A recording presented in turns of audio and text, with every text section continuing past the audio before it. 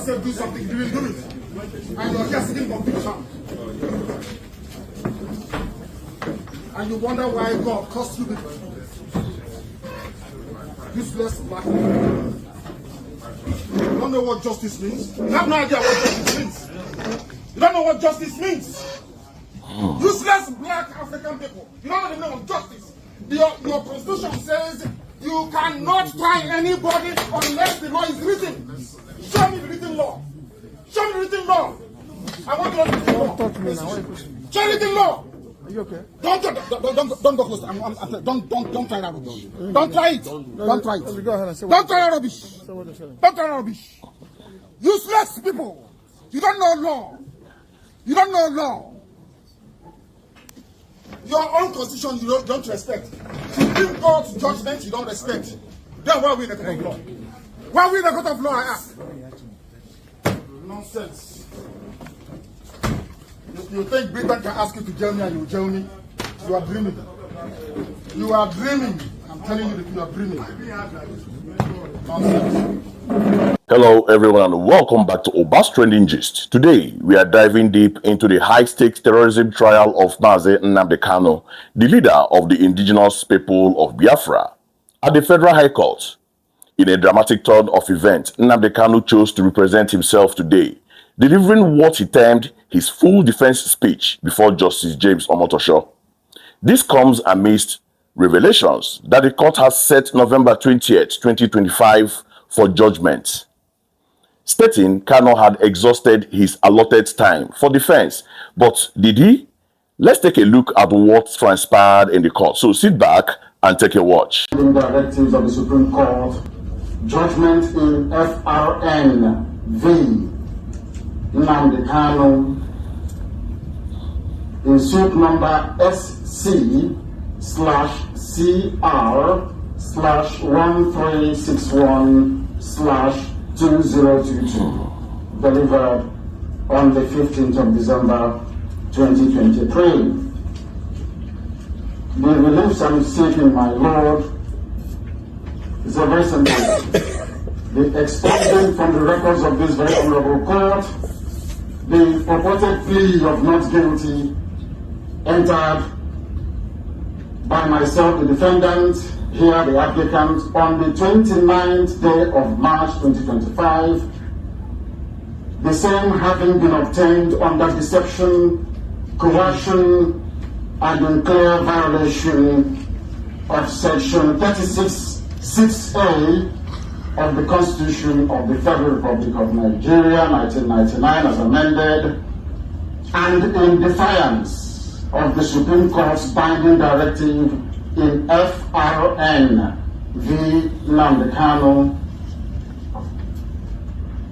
I'm asking my Lord for an order setting aside all proceedings conducted pursuant to the said defective plea, including but not limited to the scheduling of defense, witness summons, and trial dates, the same being founded on a nullity ab initio. An order declaring that the 7th count charge, dated 29th March 2025, disclosed no triable offense known to law, having been founded on repealed statutes, namely the Terrorism Prevention Amendment Act of 2013, repealed by the Terrorism Prevention and Prohibition Act of 2022, and the Customs and Excise Management Act, Cap C45 LFN 2004, repealed by the Nigeria Customs Services Act of 2023, and in flagrant disobedience of the Supreme Court's order for amendment, and order striking out the charge in its entirety for want of jurisdiction, the same being incompetent and void ab initio.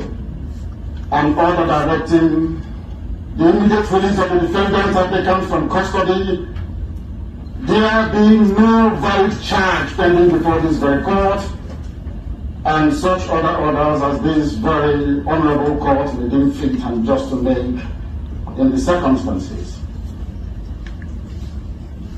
It was dated, my Lord, the 6th day of November 2025. Thank you, my Lord. Yes,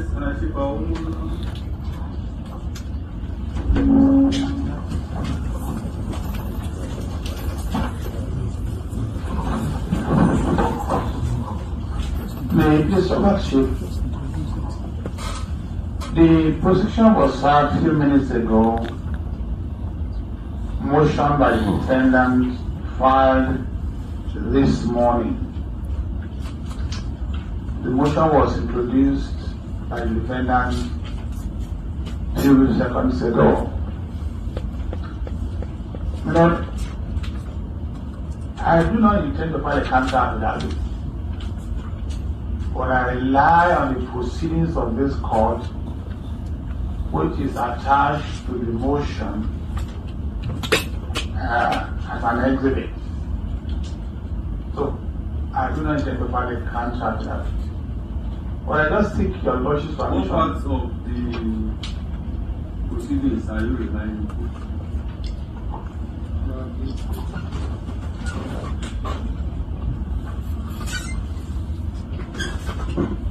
The defendant attached the proceedings of the court marked as with MMK01. And I'm also relying on the record of this court in order of your lordship to take judicial notice. The same record. Well, it is a part of the main record of the court. These are just some few pages of the day. That was truly remarkable and contentious scene in the contentious. That was truly remarkable and contentious scene in the court today. What we just witnessed was Mazi Nnamdi Kanu not only representing himself but also vehemently challenging the very foundation of the charges against him. So, let us dissect his argument and understand their potential implications. Firstly, lead counsel Kanu, senior advocate of Nigeria, Dr. Nichipazum, Polero Koro, and that number of them appeared for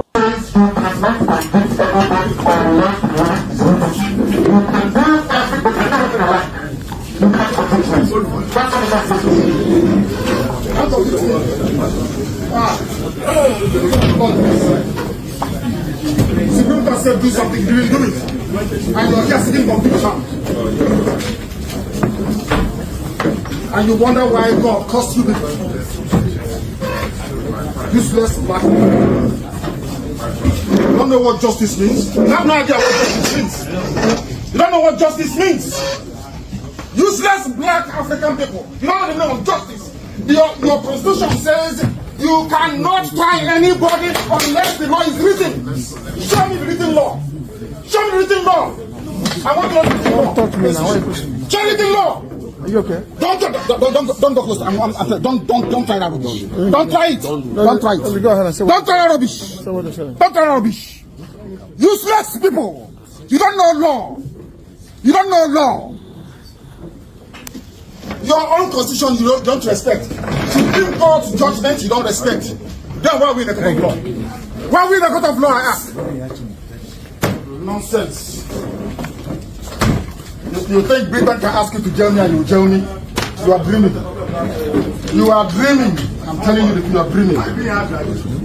Nonsense. That was truly remarkable and contentious scene in the court today. What we just witnessed was Mazi Nnamdi Kanu not only representing himself but also vehemently challenging the very foundation of the charges against him. So, let us dissect his argument and understand their potential implications. Firstly, Kanu's insistence on being shown the written law and his direct confrontation with the DSS official highlights his unwavering stance and his belief in a fundamental breach of legal procedure. This isn't just a theatrical display, it is a strategic move to undermine the legitimacy of the proceeding. Now, let's turn to the core of his defense speech. Kanu stated that his not guilty plea entered on March 29, 2025 was obtained through deception, corruption, and in clear violation of Section 36(6)(a) of the Constitution. This is a powerful claim. Section 36(6)(a) of the Nigerian Constitution guarantees every person charged with criminal charges or offenses the right to be informed promptly in the language that he understands and in detail of the nature of the offense. If his plea was indeed obtained under duress or deception, it would fundamentally compromise the fairness of the trial, but he didn't stop there. Kanu launched a direct attack on the legal instruments used to prosecute him. He meticulously argued that the 7th-count charge against him, dated March 29, 2025, disclosed no triable offense known to law. His rationale: it founded on repealed status. Specifically, he cited the Terrorism Prevention Amendment Act of 2013, which he correctly pointed out was repealed by Terrorism Prevention and Prohibition Act of 2022. He further argued that the Customs and Excise Management Act, Cap C-35 LSN 2004, was repealed by the Nigerian Customs Service Act of 2023. This is a critical legal point. If the charges are indeed based on the laws that are no longer enforced, then the charges themselves could be deemed invalid or void ab initio, meaning they were never valid from the beginning. This could effectively strip the court of its jurisdiction to try him on these specific counts. Furthermore, Kanu accused the prosecution of flagrant disobedience of the Supreme Court's orders for amendment. This suggests that there was a previous directive from the Apex Court regarding the amendments to the charges, which he believed the prosecution failed to comply with. Such an act of disobedience, if proven, could also have serious consequences for the prosecution's case. So, in the light of these arguments, Kanu asked for several critical orders. Number 1, setting aside all proceedings, essentially nullifying everything that has happened in the trial so far, including the defense witness summoned and trial dates. Secondly, declaring the 7-count charge invalid, based on the argument that it relies on repealed law. Thirdly, striking out the entire charge for want of jurisdiction due to charges being incompetent and void from the start. The fourth one, immediate release from custody as a direct consequences of there being no valid charge pending before this very court. Now, let's look at the prosecution's response to Kanu's motion. So, after Kanu concluded his submission, the prosecution indicated that they were served with the motion just minutes before court, crucially stating, "I do not intend to file a counter affidavit, but it relied on the proceedings of this court, which is attached to the motion as an exhibit." The prosecutor further clarified, referencing the court's record, including exhibit NK01 and a few pages of the date when he took his plea. This is a very telling response. By choosing not to file a counter affidavit, the prosecution is essentially saying they do not dispute the fact as presented in Kanu's motion. Instead, their strategy is to rely on the existing record of the court to counter Kanu's legal argument. They believe that the court's own documented proceedings, which Kanu himself attached as an exhibit, will demonstrate that his claims are unfounded or that the proceedings followed were legally sound. This suggesting the prosecution is confident that the judicial records itself will refute Kanu's assertion about procedural irregularities and the validity of the charges. However, this also means that if Kanu's arguments regarding the repealed law are indeed factual and legally sound, the prosecution's reliance solely on existing court record without directly addressing the substance of the repealed status could be a risky move.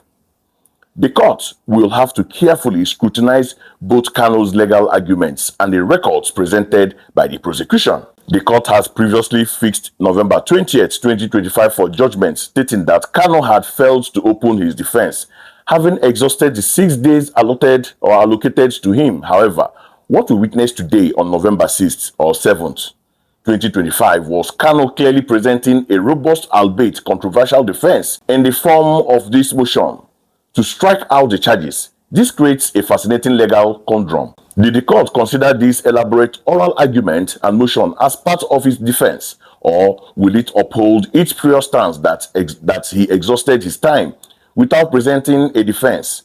Kanu's argument is rooted in procedural fairness and the principle of no crime, no law, asserting that one cannot be prosecuted under a law that no longer exists. If his legal team can successfully demonstrate these procedural and substantive flaws, it could be a significant turning point in his prolonged trial. The ball is now firmly on Justice Omotosho's court, and the legal community will be keenly watching the judgment on November 20th to see how these intricate arguments are addressed, especially given the prosecution's decision to rely on court record rather than directly refuting Kanu's factual assertions. This case continues to be one of the most closely watched legal battles in Nigeria. The implication of Justice Omotosho's judgment will undoubtedly reverberate across the political and legal landscape. What are your thoughts on Mazi Nnamdi Kanu's defense and the prosecution's response today? Let us know in the comments below, and don't forget to like this video, share it with your friends, and subscribe to Obas Trending Gist for more in-depth analysis. Until next time, stay informed.